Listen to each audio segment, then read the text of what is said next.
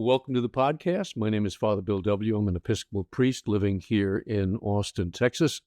And my guest today is Matt D.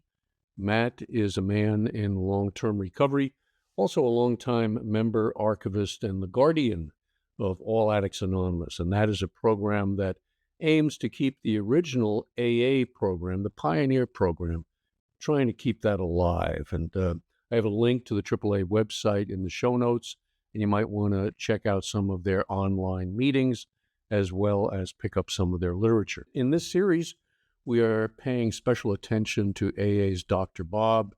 He is, of course, the second but less well-known of AA's co-founders. And to explore Bob's life and his contributions to AA, which I think were really significant, we are using a book published by AA, and it is titled Dr. Bob and the Good Oldtimers. Link to that book also in the show notes. Encourage you to pick it up if you're just getting started studying the history. I don't think there's a better place to begin than that. So, Matt, welcome back to the podcast. Appreciate you taking the time. I know you're on vacation. That makes it even more special that you're taking the time to carry the message. Really appreciate that, and I appreciate you. Yeah, happy to be here. Thank you so much. Okay. Well, we're going to pick up with chapter 9, and it's in this chapter we start to see some of the original AA program beginning to take shape, to evolve. And one of the things that struck me in the early days of the program was that recovery generally began with the spouse, usually with the wife. And let me read a quote here. He says, first, there was the interview with the wife, which was continued into the early 1940s. One early member recalled how Dr. Bob asked the guy's wife, does your husband want to stop drinking, or is he merely uncomfortable? Has he come to the end of the road? Another said, we didn't know anything about a program of attraction. We called the wife, or we would go to see her. We'd get all the background we could on the person, where he worked, what kind of job he had. We might even talk to the boss, because his boss was concerned about his drinking. When we went and sat down with this fellow, we knew all about him. So in the early days, it wasn't so much a program of attraction, but it started with a family member who was concerned about the alcoholic. That's where they began. In AAA literature, there's commentary that goes to the 10 points. The 10 points are just the complementary way of life that goes with the 12 steps in chapter 5. And it talks about trial and error experience of the original members. You can see here they were trying these things out. They were keenly interested. Dr. Bob talks about this in other places. In efficiency, this early fellowship, it had not yet defined itself yet into solely an alcoholic group, if you will. There's certainly an alcoholic squad, but this is a mixture of people who were alcoholics and also people who were down and out in other ways. And then there are others who are seeking God. This is kind of a mixture. The central theme of their early fellowship here, I think, is one of suffering. It's like where people were in despair, they were looking in a way to provide balm for that kind of wound or healing. And this is the wives and the family members, particularly where there's deep interest in the alcoholic. They were, Dr. Bob, the other guys are trying to find out as much as obviously as they could. Can you imagine nowadays going to the boss and talking about the alcoholic problem, or even the wife? Get ready for a lawsuit there, huh? or even the wives these days. And I know we've beat this one to death, but I think it's important to remind everybody on the line of what it was like in the 1930s. There's one mention in the book here of having only bread and milk for dinner, and some people coming over, and there was more bread and milk for whoever came through the door. That's how there was no, and they said they enjoyed it like it was a turkey dinner. There was so much. The addict has despair. They're at the end of their rope. They have no more friends. They have no food very often at times, no places to go. The whole all of society at that time was almost in that same situation, Mhm, and mhm. they had to hang on to each other, and it became very much a family affair. And again, as the trial and error thing came in, they first started to relate to the wives to find out how they could get into the situation, the head of the alcoholic, so they could really help them out. I think it was all very well meaning, and as times moved on, you can see that that approach also progressed, right? Right. Yeah. So I got a quote here from Clarence Snyder. Clarence was the founder of AA in Cleveland. He likes to say he was the founder of AA, I think. Clar- Clarence seems to have had an ego problem that we can all relate to. But he says here in Cleveland or Akron, you couldn't just walk into it the way you can today. You had to be sponsored. They had to be sure that you were serious. Following this preliminary questioning, this is back to the book, the new prospect would be hospitalized and, quote, defogged.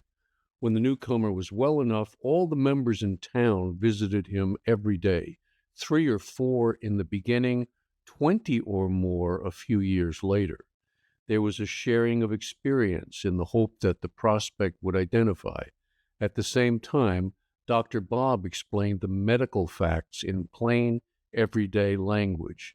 Then the patient was told that the decision was up to him. We've talked about this in other podcasts, but I got to know Tom Powers and his son, and a spiritual community that was bringing addicts in of all kinds, started back in the 1960s. But this reminds me so much of what they call the intake process, where is this person really willing and ready? This is a society. And are you ready to do these principles? Are you ready to surrender your life to God? Is there the despair that's there, or is there still some of the alcoholic hoodwinking, self-deceit, things that tend to be a waste of time, right? They didn't have the resources to waste their time and effort. Uh, and it's kind of I in one sense, I appreciate the way that the program has developed. The fellowship's practice of relating to the program has developed over time. Everybody's welcome. You can walk through the door, and people, welcome, have a seat. And yet, at the same time, this close knit, um, hanging on to one another fellowship, where for dear life, Yeah. and to welcoming people in, and the doorway they had to get through was, are you in enough despair that you're willing to do whatever it is we ask of you? uh are you willing and ready for that? And they offered that doorway to people to walk through, and there's something really beautiful about that. There's a balance between those two, Matt, isn't there? It's like we welcome everybody, but boy, you better be serious about this thing. Yeah. Yep. I thought it was interesting in the book. They talked about practicing telling their stories to the new person. Here's a quote. We talked about the mistakes we made in telling our stories. We didn't hesitate to criticize one another. We suggested certain words to leave out and certain words to add in order to make a more effective talk. It made a bunch of amateur psychologists and after dinner speakers out of us. And what this reminded me of is I had a chance to go to Switzerland many years ago to attend what is the remainder of the Oxford group. They still meet over there once a year, and they had a session where they would practice telling the stories of their surrender, and they wanted you to get it down to a few sentences, a paragraph or two, not much more than that, and hone in on what was going on inside and what that turn was like. It was fascinating. We certainly don't do that today. People can babble on forever, in meetings and never get to the essence of what maybe the new person needs to hear. I think this is a really beautiful place in the history of the AA movement, because there there's something going on here. First of all, the movement as such is not self-reflective as a movement, right? They don't have a name yet. Right. They're just a bunch of, people, a mixture, as I was mentioning earlier, wives, family member, drunks, Mhm. non-drunks, the whole thing. But when it comes to any amount of reflective aspect, right? Like they don't have, this tends to be movements. They have this explosion of spiritual energy and power, and Right. then eventually it turns into councils and dogmas and things. And I'm not knocking those things or putting them down, but it becomes reflective as a movement. Oh, do we accept the Gnostics, or do we, is this how we practice, and so forth. They are not at that point. They are self-reflective, though only when it comes to the efficiency of helping another person. Like they're constantly checking themselves. Who would be the right person to tell their story this Mhm. Wednesday for the new guy who just came in? Right. And there's something so beautiful about this very bright period of time where they aren't thinking of themselves as a movement. The movement is thinking individually about the next guy, and it's just so beautiful when you think about it that way. Yeah. Yeah. The machine has not been developed yet. It hasn't taken over. If the newcomer, is another quote, if the newcomer agreed to go along, he was required to admit that he was powerless over alcohol and then to surrender his will to God in the presence of one or more of the other members. While the emphasis on this was very strong, the earliest AAs agreed that Bob presented God to them as a God of love who was interested in their individual lives. So it's a balance of being both tough and loving at the same time. We'll get into this later, and I don't mean to get ahead of ourselves, but there's this mention of the joy of the fellowship. The thing that goes on here is this idea of God as a loving being comes out of, it's born out of the tension that where you have your own views of God, religion, principles, the whole thing, and all of a sudden despair comes in and makes you question everything you ever thought you knew about Mm. everything. And then out of that tension, which is necessary because it produces despair and a certain lack of trust, an egotistical trust that you have in yourself, that starts to be paralyzed enough, and then this thing where you get introduced to God in this way. I don't know if you could get to it any other way unless you went through the eye of that needle first to get squeezed out and to be and open to this idea. It's the exact thing I'm sure that these desperate, down and out people needed to hear. Right. And this is one of the reasons I think they said in the book, the big book, that for those of us who have a lot of religious training, it comes a little bit harder because you have to unlearn some of the things that you've been maybe mistaught, shall we say? Hey? Oh yeah, sometimes it's even harder for the religious minded type, because well, for a number of reasons, but very often it's even harder for them because your preconceived notions are built into an idea that something. The other half that come in, they think they know something, but they don't think they know something on this subject that they think they know it doesn't exist, and now all of a sudden they have to be open to the idea that it does, and it provides a different kind of opening. Or it does exist and it only comes through my group over here and I don't trust you people. Yeah. I mean, there's lots of ways this comes about. Dr. Bob visited them in the hospital then, usually. Whether the guy needed hospitalization or not, they threw him in. And he used the analogy of the sugar diabetic in explaining alcoholism. Here's a quote. When I asked Dr. Bob how he evolved his thinking on alcoholism, one member replied, if you're allergic, this is what Bob would say, if you're allergic to strawberries, you don't eat them, do you? Well, an Elkie is the same way. He's allergic to alcohol. His body just won't handle it. That's what I'm trying to get over to these guys, that they're actually drinking poison because their system just won't tolerate it. And he said, once you get sensitized to anything, there's no way you're going to handle it from then on. So step one is beginning to take shape. And that's the way it was presented to me, too. I had kind of a different approach to step one than most people in the program got. I think I got more the original stuff. When you say you're powerless over alcohol, it doesn't mean 100 things. It means that stuff is poison. Yeah, and you better be clear about that. You're powerless over it, just like you could be someone who's allergic is powerless over penicillin or strawberries or something like that. You stay away from it. And that's the first half of step one. Second half of step one is your life's unmanageable. And that's the mental quirk that says, oh, well, maybe this time it's going to be different. This time I'm going to be able to handle it. So step one is evolving. They're trying to get a handle on what's going on here during this time. Yeah, I think this is again, you keep seeing this common thing. They're trying to meet the person where they're at.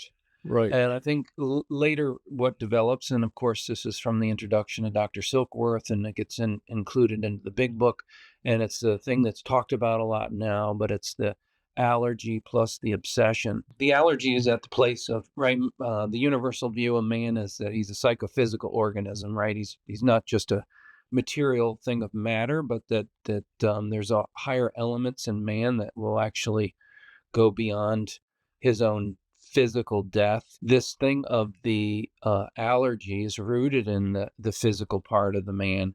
And people Right. can kind of understand that. I think they tend to understand. And it's also critically important that when you're relating and to someone in this severe condition, they call it fogged, right? Like if you don't have, and this is why they do send them to the hospital. You don't have comprehension, understanding, or very little of it, and you don't even need to know 98% of these things. You need to know the basic things that they're telling you. But I think that somebody can relate to this right away. Like, very simply, if I take this substance, it's poison to me, and it means ruin. And they're starting there. The obsession is something, get into that some other time, but that's rooted in the higher elements of the person. Right. Yeah. Yeah. My best thinking got me here. And you've got to understand that that's in you too, in order to arrive at, you says earlier, to the hopelessness, to the despair. I've got this thing that's killing me physically when I drink, and I've got this mind that keeps sending me back to it over and over again. The actual influential role of a substance on what it plays on the human body, is evident, seen. If you don't relate to that, and this is, I mean, if you started to talk to an alcoholic about surrender and 11 step and spiritual stuff and all that, Right. Not there yet. and you don't relate to the physical body, and they go through DTs and possibly die on you, you've made a terrible mistake of priorities, right? You have to relate to priorities, relate Right. to the body first. When you get into the talk of obsession and all that, then you're talking about truth and attributes of God and things of, again, of much higher spiritual dimension. But you cannot get to those things without relating to the body first. It would be like, if it was a doctor, it would be medical malpractice. It's just irresponsible, right? But it is the combination of the body and the mind. I mean, the mind is sick too. Yes. And the alcoholic has to realize that his mind is distorted, that it sends him back to the very same thing. If strawberries were, like in this instance, if strawberries were killing me, I'd put the damn strawberries down. But I don't. And the addict has to have the realization of that, because to me, that's what leads to the sense of hopelessness. Got the physical that's killing me, and got the mental obsession that's sending me back to the same damn stuff over and over and over again. To me, that's the hopelessness. Well, it's interesting because you see, Dr. Bob kind of lays out his approach. What he would do is first you get the person in there into the hospital Right, and get them to the place of what we call detoxification. right, And he would say that they always would turn to one of the nurses and beg. First, they'd say, "Oh, we want to try this thing. We're going to give it a run. I want to give my life to God. I'm going to do it." And then um, they would always turn to some nurse and beg for booze of some kind. And at that point, then you're up against the obsession, this insane idea that it's somehow going to be different. right. Then you're able to start talking about that other aspects. It's right around the corner, but you do have to relate to the physical body first. Yeah, yeah, yeah, yeah. There was a interesting character because I got sober in Detroit. So this is the story of Archie T, who started AA in Detroit. And a couple of things about his stories in this chapter that I thought were interesting and some lessons we can draw. The first was from Anne, Dr. Bob's wife, and it says that it was a Saturday night and she and a number of Akron group people were getting ready to go on a Sunday picnic when, quote, Anne announced firmly that she wasn't going. Something told her it wasn't right. Sure enough, about 5 in the morning, there was a call from Detroit about a man they wanted to send down. So we waited for little Archie T. He stayed with the Smiths for almost a year because he was too frail, too broke to get a job. So that was one instance where Anne's guidance really worked. Back in the pioneer days, it seemed that guidance, listening for guidance, following that guidance was really important to them. And I don't sense much of that going on in the program today. Any comments there? Yeah, I think that account's so beautiful when you hear it. You often think of, well, I hate to say it, but there's the dependence upon. I think this degression has occurred in the fellowships.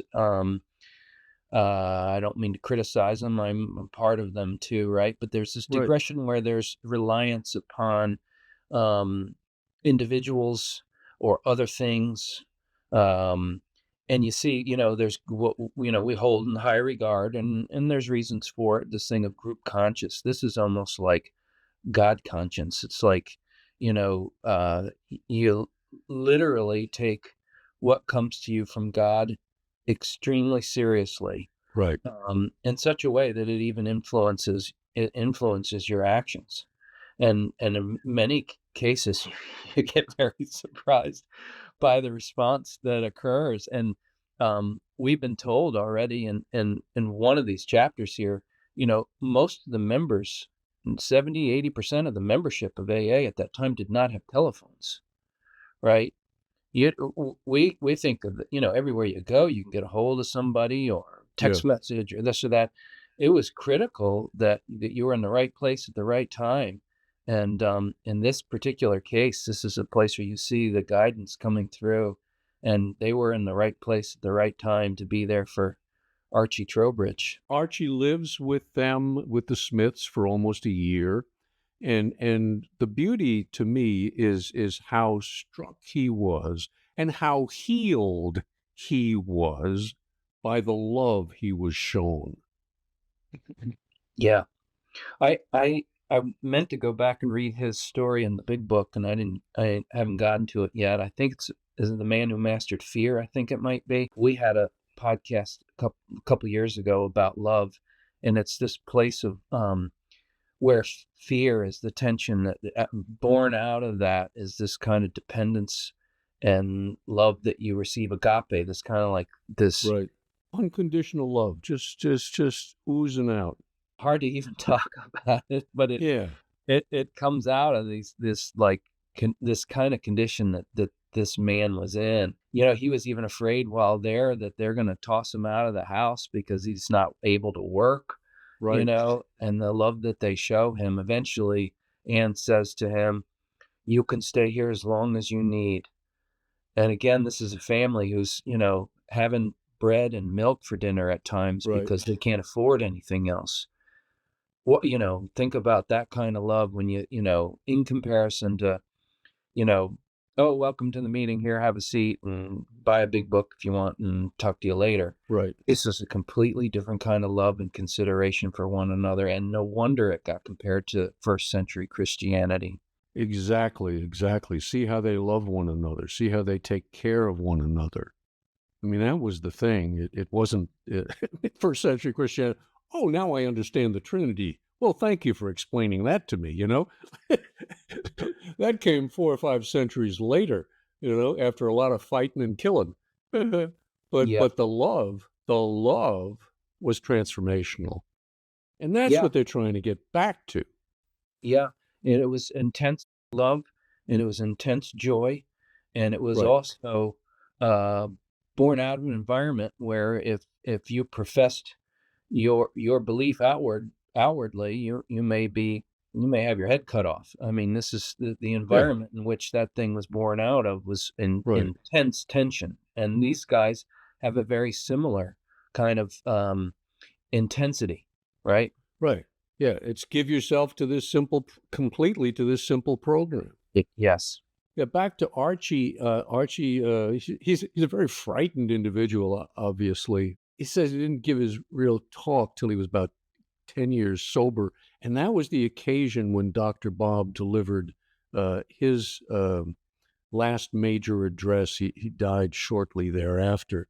And I think I will put a link to that in the show notes because it's a very important speech. We don't have much from Dr. Bob, but I'd encourage folks to read it because he talks there about the 4 absolutes. And he says these were important in the early days, and to him, they were still very important.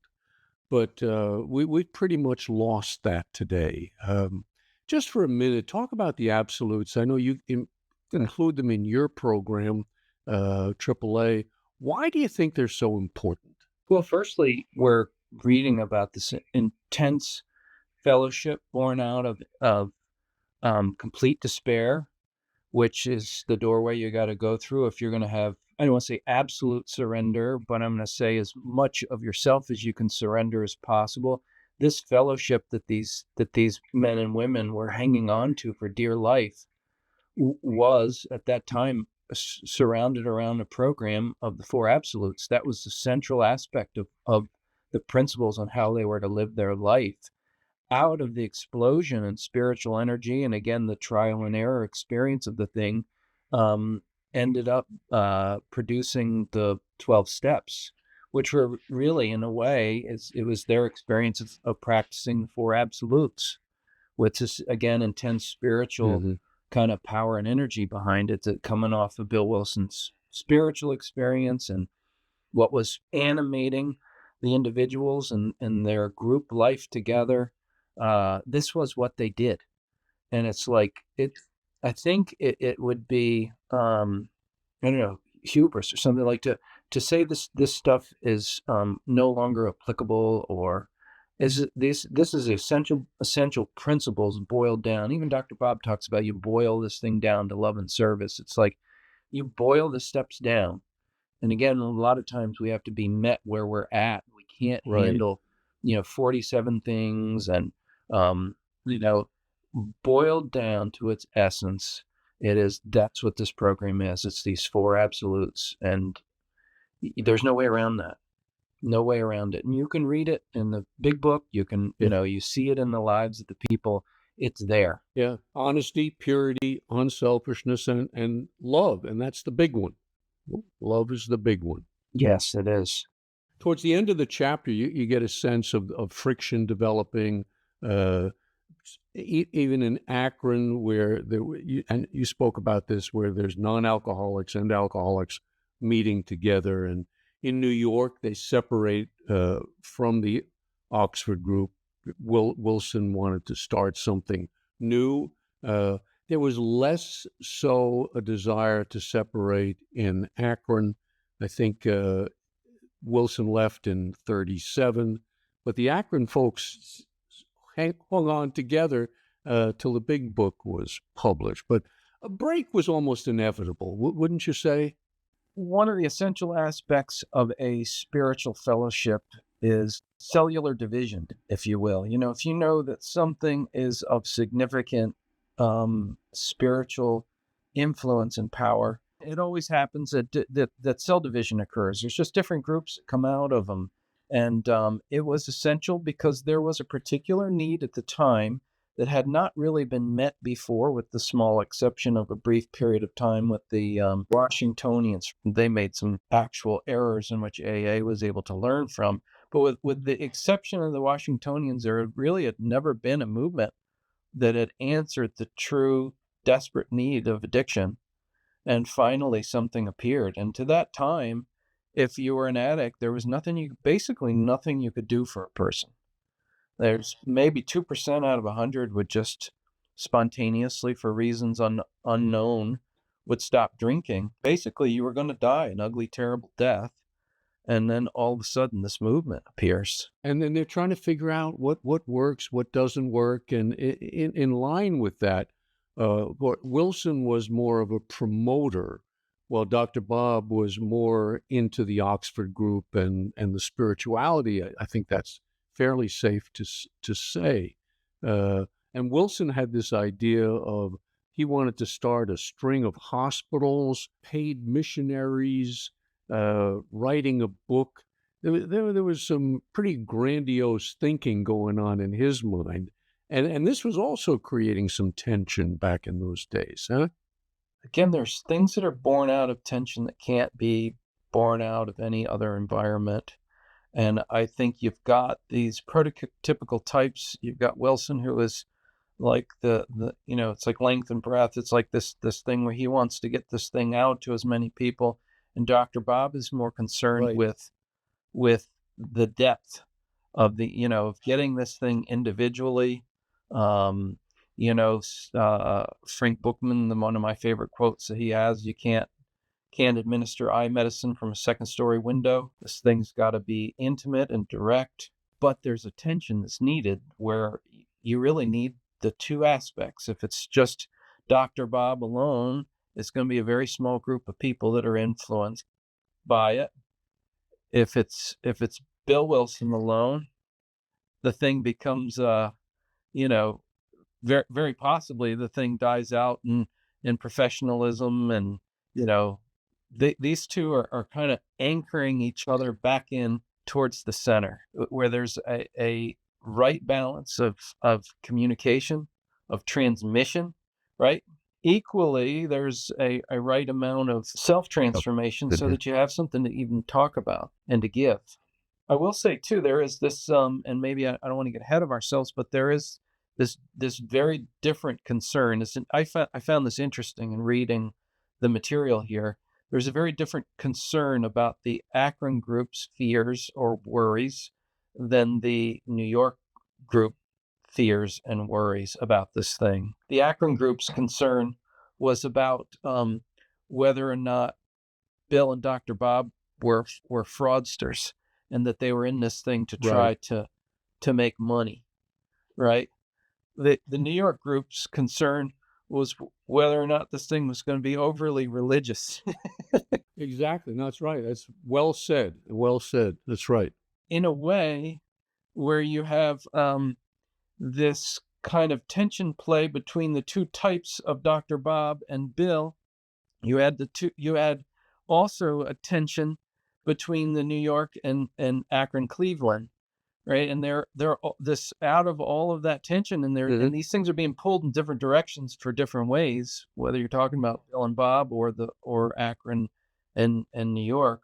They're being pulled in these different ways, and out of that, and they don't realize this at the time, because many of them are thinking this thing might blow apart because of the amount of tension that was there. Out of that tension comes out this fellowship, which ends up, thank God, with Dr. Bob's influence. It isn't really hospitals and missionaries of any kind, but the one place everybody seemed to be able to agree on, and it was difficult work, which we'll probably talk about later, was this book. Yeah, maybe we can get a book. Maybe we can get a book out of this thing. Was And that just passed minimally. I mean, it wasn't overwhelming support of writing a book either. Eh? Yeah, absolutely. And the function of the book was, I think it's threefold. The one is they did need a stream of income to try to keep themselves together and to keep this thing Right. so that they could do this work, particularly Bill and Bob. The other thing was they really felt duty bound in Bill Wilson fashion to communicate the principles to as many people as they could. They must have felt a deep responsibility, and especially Bill, to the rest of the suffering world that didn't have this beautiful fellowship and this terrific answer, right? Where it didn't exist elsewhere. And they must have felt really duty bound. Well, I think we look back at this and we're like, oh, yeah, it's just big shotism and all that stuff and egotism and hospitals and all that. And I think there's elements, of course, in every addict or ego life for that kind of thing to intrude. I think they were desperately, Hmm. keenly serious about trying to communicate this thing to others. And then the third thing, and it doesn't really get mentioned in the book here that I'm aware of, they were concerned about dilution. They were concerned if they didn't get this program put down into writing, that people were going to recreate their own ideas of what this thing was, and it was going to get lost that way. It was going to get diluted into nothing. There were all of these people. One guy wanted to do it this way, and somebody wanted to do it that way. And it was a very key, critical time in that fellowship again before they started to get self-aware as a movement or anything, that they got down on paper and on ink what to do, and this is key. And Yeah. they went after that. Thank God they did. And they were aware and concerned about dilution. It was a big thing for them. So before the book even comes out, Wilson is going to J.D. Rockefeller Jr. He's trying to get money for the new organization that seems to be evolving. And Rockefeller sends his man, Frank Amos, to go and study this thing. He's interested in it, but he wants to know more about it. And Amos comes back with a report, visits with Dr. Bob, visits with all the people in Akron, alcoholics, non-alcoholics. Is this thing legitimate? Is it for real? Comes back with a report, and we'll go through it just kind of quickly, but I think it's really enlightening. So it kind of gives a vision of what Amos saw happening in particularly in the Akron area. So he's got what seven points in his report. One, an alcoholic must realize that he is an alcoholic, incurable from a medical viewpoint, and that he must never again drink anything with alcohol in it. Yeah, again, we're talking about the body again. It's a Yeah, place you got to start. first You got to step. start First there. step. Yep. He must surrender himself absolutely to God, realizing that in himself there is no hope. Yeah, it's again, it's you're squeezing through the eye of the needle at the first step there. Yeah, And yeah.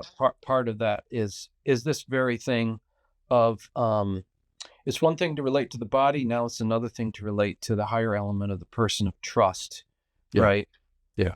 And this trust is no longer in oneself, but now in the possibility of a power greater than yourself. Step 1.5, where you're getting squeezed, what they told me in early AA was, hey, Bill, you're hurting in all the right areas. Yeah. And also, this is a thing, and I want to take a second to mention this. The thing of the program is that when you get squeezed that way, they're offering, again, this is a fellowship of love and joy, and Right. they're offering these guys something. So this is, I think, in my view, is that it would have been a truncated program if we had gone along with the strictly psychological or agnostic influences that were intruding from, particularly from members of New York. Because if you had started off with the idea, oh, here you have this physical thing, you can never touch alcohol again. Oh, Right. have a nice day. That's the end of the story. This wouldn't be a fellowship of love. This is a fellowship of love because after you get squeezed to hell like that, We say, but there is a power that you can surrender to that is all loving, and it will direct your life, and it will provide you with something that you had not had and you were looking for. Opens up a whole new world for you. Finally, there is on the other end of that, and you can't see it, as you look through the tunnel, but coming out the other side, there is this love and hope, and it requires the surrender. That's right. That's right. Yeah, that's the only way to get there. 3, not only must he want to stop drinking permanently, he must remove from his life other sins such as hatred, adultery, and others which frequently accompany alcoholism. Unless he will do this absolutely, Smith and his associates refused to work with him. Yeah, this is the thing, reminds me of AAA. It's this thing where addiction presents itself in an aspect of the human person. But if you compartmentalize it to that only, you're missing you're missing the show, right? In this regard, we used the word conviction earlier when we were talking about the 5 C's, where the root of the word is to be conquered. It's like you can't be conquered in one aspect of your life. It means the whole person, everything. All right, that's what's being asked to be surrendered, and that gets done by relating to these principles and this way of life in all of your affairs. That's where it comes up in the 12 steps, right? In all your affairs. Yeah. And if you're not willing to do that, what can we do for you is what they were saying. Yeah. So, how do you, I stopped drinking poison on Tuesdays or something, Yeah. It's no, this just got to be the whole thing. Yeah. I had a guy who came to see me. He wanted some counseling while he was waiting for a new liver. All right. But once he got that new liver, he was hell-bent on going right back to drinking. What the hell can I do for you, fella? Yeah, exactly. All right, number 4, he must have devotions every morning, a quiet time of prayer and some reading from the Bible and other religious literature. Unless this is faithfully followed, there is grave danger of backsliding.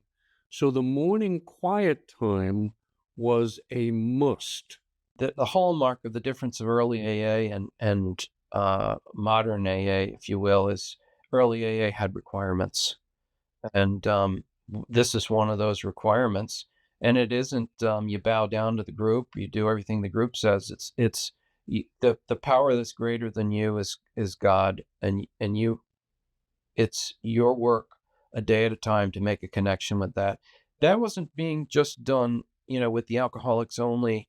You remember we talked about this before, but Anne would call up the different members, the wives of, and she'd say, have you had your quiet time today? I think it was a common question where they'd check each other and, have you had your quiet time today? And you hadn't? Well, there's nothing to talk about. Go do it.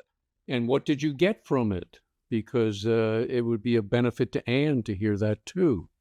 So there's some mutuality going on there. Yep.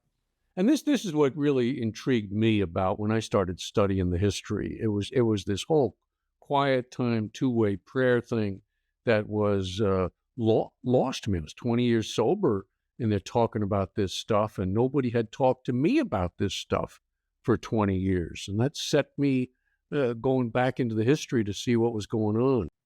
And they considered it the supreme answer, right? This is the supreme answer to the problem. That's right. And we're going to get to the less than supreme answer in just a minute. So hang on to that, because I do want to contrast these.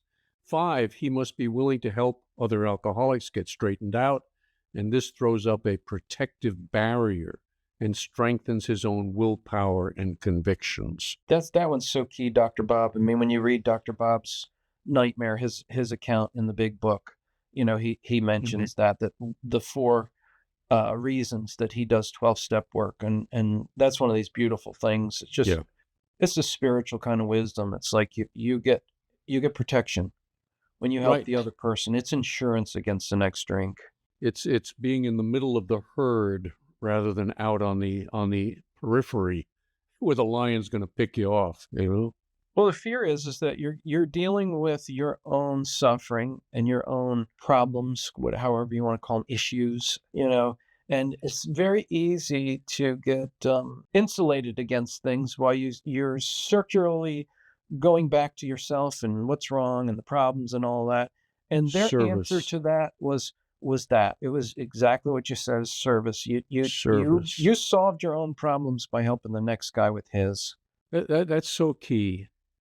Number 6, important. This is the one I wanted to contrast. It is important, but not vital, that he meet frequently with other reformed alcoholics and form both a social and religious comradeship.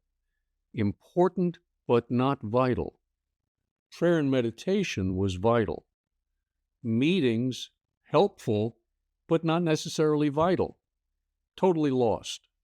Yeah, well, this is a fellowship that knew where their power was. If they knew what side their bread was buttered on. Yeah, right. and they knew that although helpful, and I had again Sue, Dr. Bob's daughter, she was telling me again about Charlie Simonson. One of the his story was in the first edition of the big book, and he never had gone to an AA meeting in his entire life. Um, he certainly had a comradeship. He would relate to other AAs, at the lunchtime at his workplace. He was a blue collared guy, but he never attended an AA meeting in his entire life. Stayed sober all the way through. I guarantee he was doing this kind of work, right? He was doing this where the real power does come from. James Houck, quite similar. 60 some odd years sober, wasn't in AA. He stayed in the Oxford group and worked on the docks and helped people. Yeah. Yep. Amazing. Important but not vital is number 7, that he attends some religious service at least weekly.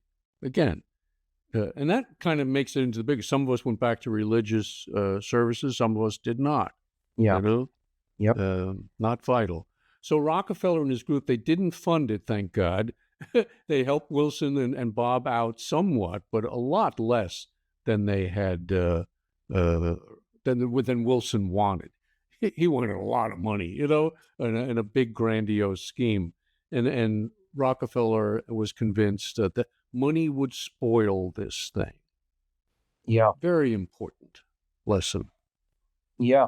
Well, I think, and I had mentioned this before, but I think that Wilson was influenced highly by St. Francis.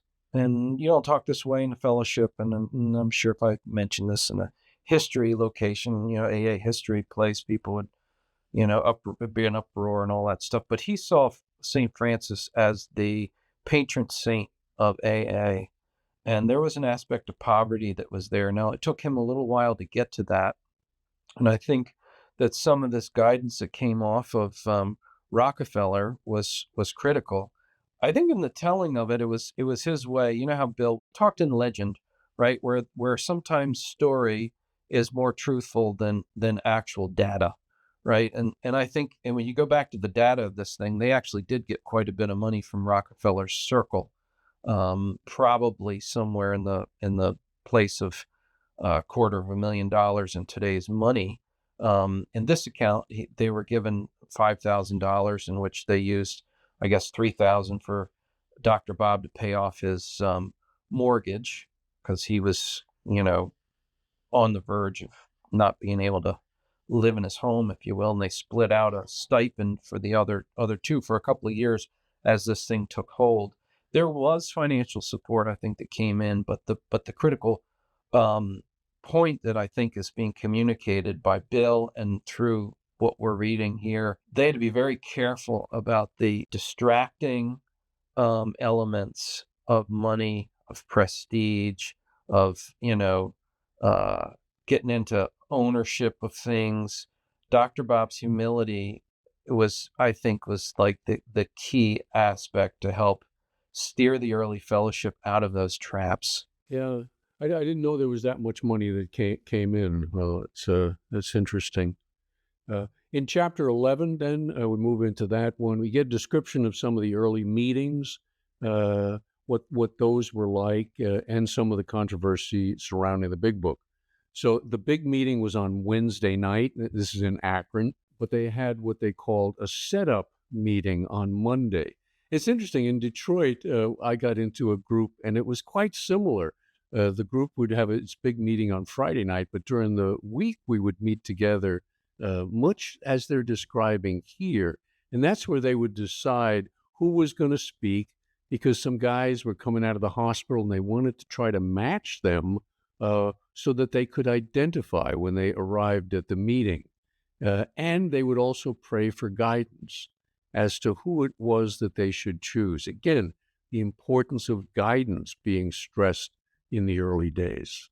This reminded me very much of some of my experience early, and when I started to be the chairperson, if you will, of a AAA group. I think what we're reading here is the initial development of what they call a steering committee. It's like a key group of individuals that would help decide how to, if you will, steer the group in the right direction, right? And it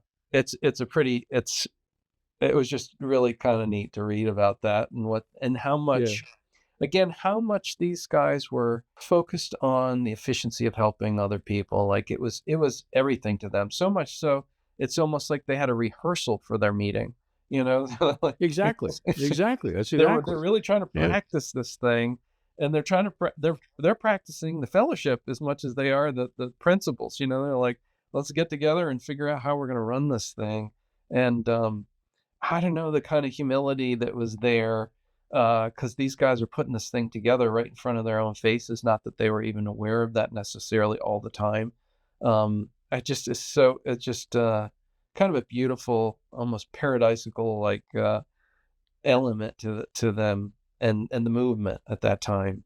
So then there's a description of the Wednesday night meeting. It says the leader would open with a prayer, then read from scripture. Then he would spend 20 to 30 minutes giving witness, that is, telling about his past life.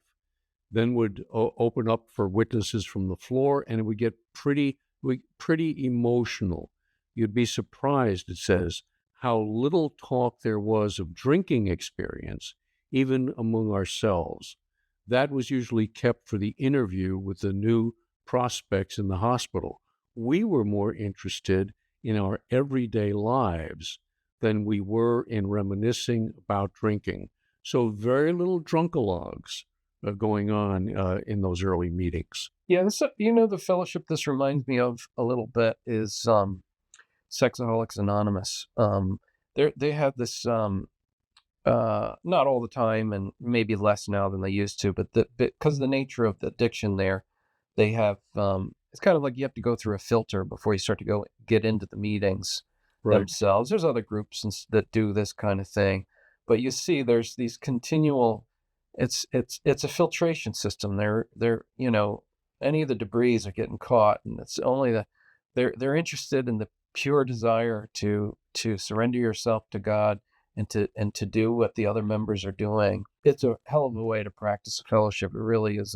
Again, you've got this. You're bringing in people who are the most serious and the most hell bent on getting help for themselves and helping other people. And no wonder it works so well. Now we hit the joy part that we spoke about earlier. And this is the thing that did strike me about this chapter, the focus on joy. And that was the thing people experienced very much in early AA. One writes about a Wednesday meeting. There were about 50 people there. The living room was packed. And the thing that impressed me most was the joy that was there. Everybody seemed happy.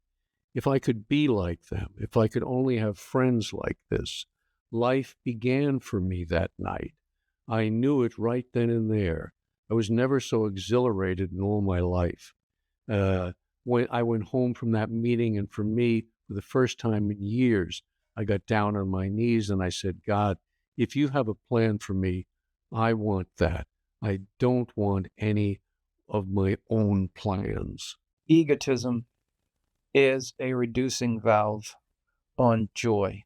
Yeah, and I think that the alcoholic, the more that they you see this when you first start to drink in the beginning, it gives you something, or whatever your Yeah, addiction right. is. It gives you Hmm. something, and it starts to give you something akin to joy or an experience of it. Euphoria. It's euphoria. It is. Egotism starts to flourish in that environment. And as the egotism grow, the joy decreases, right? And the That's right. desire for the joy increases. And I think again, the reason I was talking about the tension aspect of this is in the environment of tension is where the egotism is paralyzed. And coming through this fellowship, I think that's what they were doing here. The filtration system was to see is the big ego. The big ego gets caught in the filtration system. It's like what gets through is more the humanity of the individual, and that's why there's, I think, such intense joy in this early AA experience. The joy is coming because these people are actually of ego paralysis for a temporary period of time. You know, they're really there's that's what you're surrendering, uh, and the result is this kind of joy. And this is exactly what the addict needs. They've been searching for this all along, and finally they found it. And it's like Jung's statement of you find what you're most looking for in the place you least expect it. And ego reduction is the last place anybody ever looks for what they thought they were seeking, right? And these guys Yeah, are going yeah, through that, and that's where this joy is being born out of. It's so beautiful. right. They were also big readers. There's some emphasis on that. And they were doing the morning quiet time. Here's a quote. When I started, they stressed morning quiet time, daily reading, and daily contact. Now, after 38 years, this fellow named Duke, I think, writing, Katie and I still have our quiet time and our morning reading. The Bible was stressed. So was the Sermon on the Mount by Emmett Fox. Also read Henry Drummond, The Greatest Thing in the World. So they were very big on spiritual readings back then. Outside of we I think get stuck in our if it's not conference approved, we don't touch it, don't go near it. But they went way outside, didn't they? Well, they saw the program as a way of life, right? So Yeah, it affected them at all manners, right? Like, I mean, they wake up, the first thing they do is do their quiet time. And from what we know, it probably was around an hour, right? That they're doing a right. quiet time. They're doing spiritual study. They are relating to each other as much as possible in a close-knit, serious fellowship. They're eating together, they're reading together, they're praying together, they're meeting together, they're doing everything together. Over time, there's a digression, and it's now on the back end, the program often is presented. I would put quotes around program is presented as meetings only. As you get together an hour a week, and that is the program. You have a problem drinking, go to a meeting. Like, no, the thing that these guys had was a way of life. It was their whole life, and it was involved in everything they did. And I hope that is the takeaway that people will pick up from this episode. Because I think you really helped us get down to some of that essence that really was happening. What was the transformation that was going on in people? So this was really, really good, Matt. I think it might be a good place to close. So I thank you. Oh yeah, thank you so much. I wanted to, the Bill Wilson and me wanted to just say something real quick, if you don't Oh, mind. go, Bill, go. We have a AAA group both on Monday and Thursday evenings. Monday, we study Tom Powers' book and we go into the whole spiritual life. But the Thursday group, we also go into the four absolutes and in the pioneers. And we're really trying to not just learn about the history of this thing, but where it's very practical. And like you with your two-way prayer, connection to that, these things that have been lost to Right. the fellowship, and we're just so desperately in need of it. So I just wanted to invite anybody that would be listening, if they're interested, just they could attend those meetings. It's on the AAA website, Monday and Thursday nights group. Love to see them there. Good. And that is in the show notes, so you can connect to it there, or you can just go to alladdictsanonymous.org, O-R-G, and you'll pick up the schedule and the link. The link is there, right, Matt? Yes. Yep. Well, very good. Well, once again, Matt, I want to thank you for sharing your experience, strength, and hope and knowledge with us. It was really a great episode. So thank you guys for listening. I hope this was helpful. And if it was, please help spread the word. We're kind of like those early AA guys as well. People are out there dying because I think they need something more than meetings and something more than slogans. They really need to get to the essence. And that's what I hope these podcasts are helping people to reach. So thank you guys for listening. God bless, and keep coming back.